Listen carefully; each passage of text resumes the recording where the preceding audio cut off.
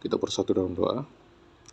Damai sejahtera dari Tuhan Allah kita, itulah yang melampaui segala akal dan pikiranmu, di dalam Kristus Yesus Tuhan kita. Amin. Salam, saudara-saudari yang terkasih dalam Kristus Yesus. Firman Tuhan yang sampai kepada kita pada hari ini terambil dari 2 Raja-Raja, pasalnya yang kelima, ayatnya yang pertama sampai yang ke-14. Demikian firman Tuhan. Naaman, panglima Raja Aram, adalah seorang terpandang di hadapan tuannya dan sangat disayangi. Sebab oleh dia Tuhan telah memberikan kemenangan kepada orang Aram. Tetapi orang itu seorang pahlawan tentara, sakit kusta. Orang Aram pernah keluar bergerombolan dan membawa tertawan seorang anak perempuan dari negeri Israel. Ia menjadi pelayan pada istri Naaman. Berkatalah gadis itu kepada nyonyanya, "Sekiranya tuanku menghadap nabi yang di Samaria itu, maka tentulah nabi itu akan menyembuhkan dia dari penyakitnya." Lalu pergilah Naaman memberitahukan kepada tuannya. Katanya, Beginilah dikatakan oleh gadis yang dari negeri Israel itu." Maka jawab Raja Aram, "Baiklah, pergilah, dan aku akan mengirim surat kepada Raja Israel." Lalu pergilah Naaman dan membawa sebagai persembahan 10 talenta perak dan 6.000 shikal emas dan 10 tongkat potong pakaian. Ia menyampaikan surat itu kepada Raja Israel yang berbunyi, "Sesampainya surat ini kepadamu, maklumlah kiranya bahwa aku menyuruh kepadamu Naaman pegawaiku, supaya engkau menyembuhkan dia dari penyakit kustanya." Segera sesudah Raja Israel membaca surat itu, dikoyakkannya pakaiannya serta berkata, "Allahkah aku ini yang dapat mematikan dan menghidupkan, sehingga orang ini mengirim pesan kepadaku supaya aku sembuhkan seorang dari penyakit kustanya? Tetapi sesungguhnya, perhatikanlah dan lihatlah, ia mencari gara-gara terhadap aku." Segera sesudah didengar Elisa, abdi Allah itu, bahwa Raja Israel mengoyakkan pakaiannya, dikirimnyalah pesan kepada raja bunyinya, "Mengapa engkau mengoyakkan pakaianmu? Biarlah ia datang kepadaku, supaya ia tahu bahwa ada seorang nabi di Israel." Kemudian datanglah Naaman dengan kudanya dan keretanya, lalu berhenti di depan pintu rumah Elisa.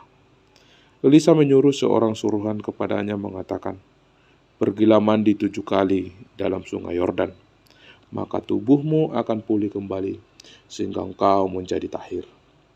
Tetapi pergilah Naaman dengan gusar sambil berkata, "Aku sangka bahwa setidak-tidaknya ia datang keluar dan berdiri memanggil nama Tuhan Allahnya, lalu menggerak-gerakkan tangannya di atas tempat penyakit itu, dan dengan demikian menyembuhkan penyakit kustaku.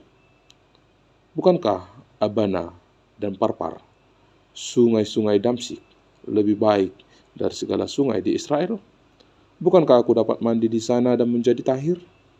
Kemudian berpalinglah ia dan pergi dengan panas hati. Tetapi pegawai-pegawainya datang mendekat serta berkata kepadanya, "Bapa, seandainya nabi itu menyuruh perkara yang sukar kepadamu, bukankah Bapa akan melakukannya? Apalagi sekarang, ia hanya berkata kepadamu, 'Mandilah dan engkau akan menjadi tahir.' Maka turunlah ia membenamkan dirinya 7 kali dalam sungai Yordan, sesuai dengan perkataan abdi Allah itu. Lalu pulihlah tubuhnya kembali, seperti tubuh seorang anak, dan ia menjadi tahir." Sedemikian panjang firman Tuhan. Salam, Bapak Ibu, saudara-saudari yang terkasih dalam Kristus Yesus. Sungguh berharganya suatu kesehatan. Dan pastinya, jikalau kita ditanya pada saat ini, adakah dari antara kita yang menginginkan sakit penyakit? Adakah dari antara kita yang ingin menderita sakit penyakit? Pasti kita semua mengatakan bahwa Kita semua ingin sehat. Kita semua ingin terlepas dari sakit penyakit. Dan jikalaupun sakit penyakit hinggap ke dalam tubuh kita, ataupun di dalam tubuh saudara-saudara kita atau keluarga kita, pasti kita akan berusaha sedaya mampu kita untuk dapat sembuh dari sakit penyakit tersebut. Apapun akan kita lakukan untuk sembuh dari penyakit tersebut. Dan tidak jarang orang kita jumpai berusaha mencari rumah sakit yang terbaik hanya untuk beroleh kesembuhan. Dan banyak juga orang menempuh jalan yang jauh, bahkan ratus bahkan beribu-ribu kilometer hanya untuk mendapatkan kesembuhan. Bapak Ibu saudara-saudari yang terkasih dalam Kristus Yesus, demikian juga dengan firman Tuhan kita yang menyapa kita pada saat ini. Kita dapat belajar dari seorang panglima raja, yaitu yang bernama Naaman. Seorang yang hidup atau seorang yang mengidap penyakit kusta. Bapak Ibu saudara-saudara yang terkasih dalam Kristus Yesus, perlu kita ketahui bahwa penyakit kusta merupakan suatu penyakit yang sangat menjijikkan. Dan di dalam kehidupan sosial orang Israel, seseorang yang sedang mengalami penyakit kusta, dia itu biasanya diasingkan dari keluarganya. Tetapi di sini dapat kita lihat bahwa penyakit kusta yang dialami oleh panglima Raja Aram tersebut, yaitu Naaman, itu tidak menjadi penghambat bagi dia, ataupun tidak menjadi penghambat di tengah-tengah orang Aram untuk dia tetap berada di antara keluarganya. Bahkan dia memangku jabatan yang tertinggi, yaitu sebagai panglima perang di tengah-tengah orang Aram tersebut. Saudara-saudari yang terkasih dalam Kristus Yesus, dan dari sini dapat kita lihat bagaimana Naaman berusaha untuk sembuh.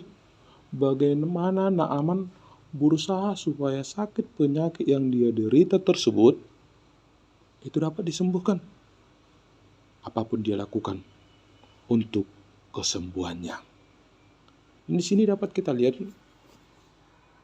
bagaimana seorang pelayan di tengah-tengah rumahnya yang memberikan suatu masukan kepada istrinya ataupun kepada nyonya Naaman untuk Naaman pergi ke suatu tempat yang dimana di sana ada Nabi Elisa, yaitu ke kota Samaria. Sungguh luar biasa Bapak Ibu saudara-saudari yang terkasih dalam Kristus Yesus. Dapat kita bayangkan pada saat ini seorang pelayan, seorang pembantu memberikan masukan kepada tuannya, memberikan masukan kepada seorang panglima. Bagaimana Bapak Ibu? Jikalau kita melihat dari sini, seorang rakyat kecil memberikan suatu masukan kepada orang kaya atau yang memiliki jabatan. Luar biasa Bapak Ibu. Dari sini dapat kita lihat bahwa siapa saja dapat Tuhan pakai untuk menyatakan kasih-Nya. Siapa saja dapat Tuhan pakai. Seandainya Naaman menolak atau Naaman mengatakan bahwa itu tidak mungkin, atau Naaman tidak menerima pendapat dari orang kecil tersebut, yaitu pelayan tersebut, apakah dia dapat memperoleh kesembuhan? Tapi di sini dapat kita lihat bagaimana cara Tuhan di dalam kehidupan Naaman. Tuhan memakai rakyat kecil, Tuhan memakai seorang pelayan di tengah-tengah rumahnya untuk kesembuhannya. Dan Bapak Ibu saudara-saudari yang terkasih dalam Kristus Yesus, dari sini dapat kita lihat bahwa Naaman mau mendengarkan masukan tersebut. Naaman mau mendengarkan masukan dari seorang pelayan tersebut. Berarti di sini dapat juga kita lihat Bapak Ibu, sakit penyakit tidak lagi memandang jabatan, ya kan? Sakit penyakit itu tidak memandang jabatan. Siapapun bisa mengalami sakit. Dan orang yang mengalami sakit tersebut juga akan selalu berusaha menerima masukan-masukan dari orang di sekitarnya bagaimana supaya dia dapat sembuh dan lepas dari sakit penyakitnya. Demikianlah dengan Naaman. Dia mendengarkan masukan tersebut dan akhirnya dia meminta izin kepada raja untuk pergi ke Israel. Lalu Bapak Ibu, di dalam perjalanannya di sini dapat kita lihat bahwa di mana surat yang dikirimkan oleh Raja Aram tersebut sebagai surat yang dibawa oleh Naaman yang ditujukan kepada Raja Israel. Sungguh unik Bapak Ibu. Di sini sempat dapat kita lihat bahwa Raja Israel yang membaca surat tersebut mengoyakkan bajunya. Dan di sini dapat kita lihat bahwa Raja Israel tersebut menganggap bahwa dirinya sudah dilecehkan sehingga dia mengoyakkan bajunya. Ternyata tujuan surat itu sebenarnya adalah kepada seorang nabi, yaitu yang bernama Elisa. Lalu datanglah Elisa dan menyampaikan supaya Naaman datang ke rumahnya. Bapak Ibu saudara-saudari yang terkasih dalam Kristus Yesus, ketika Naaman sampai di rumah Elisa, di sini juga dapat kita lihat bagaimana sikap dari Naaman. Dia juga sempat merasakan kecewa. Dapat kita bayangkan Bapak Ibu, seorang panglima, seorang yang memiliki jabatan tertinggi, datang ke rumah seorang nabi yang tidak ada apa-apanya secara jabatan duniawi, tapi dia tidak diperbolehkan masuk ke rumahnya. Naaman hanya menunggu di depan rumah Elisa. Bapak Ibu saudara-saudara yang terkasih dalam Kristus Yesus, di sini Naaman sempat kecewa. Di sini juga Naaman merasakan bahwa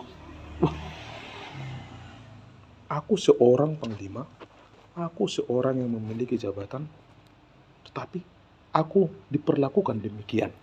Karena itu Bapak Ibu, aku sudah jauh-jauh datang ke sini, sudah jauh jarak tempuh yang kujalani, tapi aku hanya disuruh untuk mandi 7 kali di sungai Yordan. Bapak Ibu saudara-saudara yang terkasih dalam Kristus Yesus, di sini kembali muncul suatu kesombongan dari Naaman itu sendiri. Muncul kesombongan hatinya, tetapi dia tetap kembali mendengarkan pendapat dan masukan dari orang sekitarnya, yaitu orang-orang atau pegawai-pegawainya, supaya mendengarkan apa kata Elisa. Di sini juga dia kembali merendahkan hatinya, melepaskan jabatannya. Dia tidak memandang lagi tentang siapa dia, yang dia adalah seorang panglima, yang dia adalah memiliki jabatan tertinggi, tidak. Tetapi di dalam pikirannya kembali, bagaimana supaya aku dapat sembuh.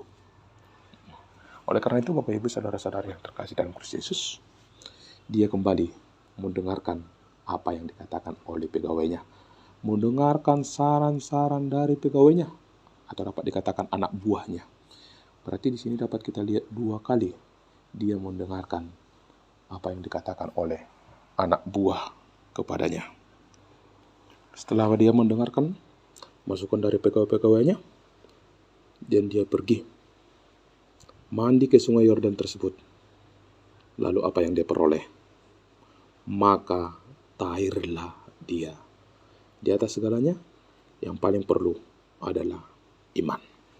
Jikalau kita mengimani sesuatu hal tersebut, dapat menyelamatkan kita, dapat menyembuhkan kita, maka kita akan sembuh. Bapak Ibu saudara-saudari yang terkasih dalam Kristus Yesus, demikian juga halnya di dalam berobat. Jikalau kita mengimani bahwa dokter yang menangani sakit penyakit kita dan obat yang kita konsumsi itu menjadi berkat dari Tuhan, itu menjadi saluran berkat daripada Tuhan yang akan menyembuhkan kita, di dalam nama Tuhan, iman kita berkata, aku akan sembuh, yakinilah, maka kita akan sembuh dari sakit penyakit kita.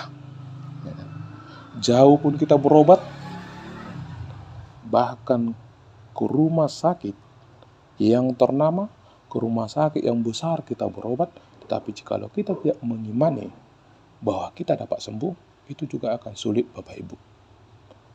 Yang terpenting adalah iman kita. Oleh karena itu, Bapak Ibu saudara-saudari yang terkasih dalam Kristus Yesus, apa yang dapat kita pelajari dari kisah Naaman ini? Yang pertama, Bapak Ibu saudara-saudari yang terkasih dalam Kristus Yesus, kita dapat melihat bahwa hendaknya lah kita mau mendengar masukan orang lain.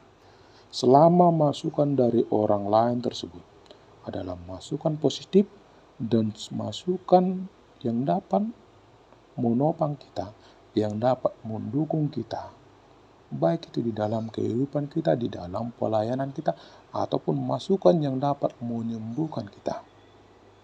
Mari kita lakukan. Ya.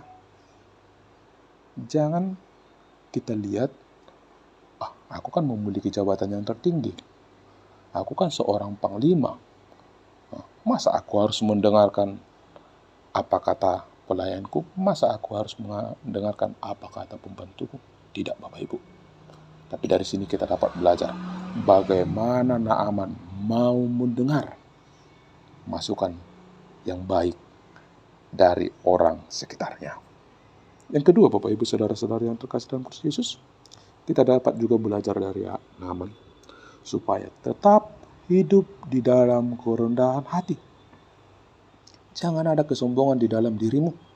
Jangan ada kesombongan di dalam diri kita. Jikalau ada yang menyombongkan dirinya hanya karena jabatannya, hanya karena pangkatnya, pada saat ini firman Tuhan mengingatkan kita, buang itu jauh-jauh. Tapi mari tetap merendahkan diri. Sekalipun kita memiliki jabatan, kita memiliki karir, kita memiliki pangkat yang baik di tengah-tengah dunia ini, tetaplah rendahkan hatimu. Sama seperti Naaman tadi. Oleh karena kerendahan hatinya lah, dia tidak bertahan di dalam kesombongannya, sehingga dia memperoleh kesembuhan. Yang ketiga, Bapak Ibu saudara-saudari yang terkasih dalam Yesus, dari firman Tuhan ini kita dapat melihat bahwa hanya oleh karena iman,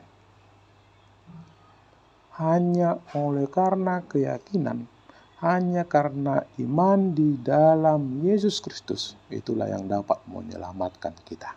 Sama seperti Naaman tadi, hanya oleh karena imannya. Secara logika, bagaimana mungkin hanya dengan mandi 7 kali di sungai Yordan, dia dapat disembuhkan? Tetapi dia tidak lagi memakai logikanya. Dia memakai imannya. Dia memakai kepercayaannya bahwa aku akan sembuh. Begitu juga di dalam hidup kita ini, Bapak Ibu saudara-saudari yang terkasih dalam Kristus Yesus. Apa yang tidak mungkin menurut kita itu mungkin menurut Tuhan. Oleh karena itu dalam hidup ini, jangan kita hanya mengandalkan logika kita semata. Tetapi mari kita imani di dalam hidup kita bahwa Tuhan pasti akan menolong, bahwa Tuhan pasti akan menyelamatkanku. Yang terakhir, Bapak Ibu saudara-saudari yang terkasih dalam Kristus Yesus, kita dapat belajar bahwa Tuhan pasti bekerja memulihkan kita dari setiap sakit penyakit kita, dan Tuhan pasti akan mengembalikan keadaan kita. Jikalau pada saat hari ini kita mengalami suatu kesulitan di dalam kehidupan kita, yakinilah Tuhan pasti bekerja. Dan Tuhan merancangkan sesuatu yang indah di dalam hidup kita. Seperti Naaman, oleh karena kesembuhan tersebut, dia menjadi beriman dan dia menjadi percaya kepada Tuhan. Begitu juga dalam hidup kita, Bapak Ibu. Apapun yang kita hadapi, sakit, penyakit, kesulitan di tengah-tengah hidup kita, itu adalah cara Tuhan untuk semakin mendekatkan kita. Dan cara Tuhan supaya kita memberikan hidup kita dipimpin oleh Tuhan. Biarkanlah Tuhan yang selalu bekerja di dalam hidup kita, yang akan selalu memulihkan keadaan kita. Karena rancangan Tuhan adalah rancangan yang terbaik di dalam hidup kita. Mari kita bangun kehidupan rohani kita. Mari kita bangun iman kita, karena itulah yang akan menyelamatkan kita. Amin. Kita bersatu dalam doa. Terima kasih Bapa di sorga buat firman kebenaran-Mu yang dapat kamu dengarkan pada saat ini, Bapa. Kiranya roh Tuhanlah yang menguatkan kami dan membimbing kami untuk dapat melakukan kebenaran firman-Mu di tengah-tengah dunia ini. Dan roh Tuhanlah yang juga membimbing kami untuk kami tetap beriman percaya di dalam nama anak-Mu Tuhan Yesus Kristus, bahwa di dalam iman kami akan diselamatkan. Dalam nama anak-Mu Tuhan Yesus Kristus, kami berdoa. Amin. Salam, Tuhan Yesus memberkati.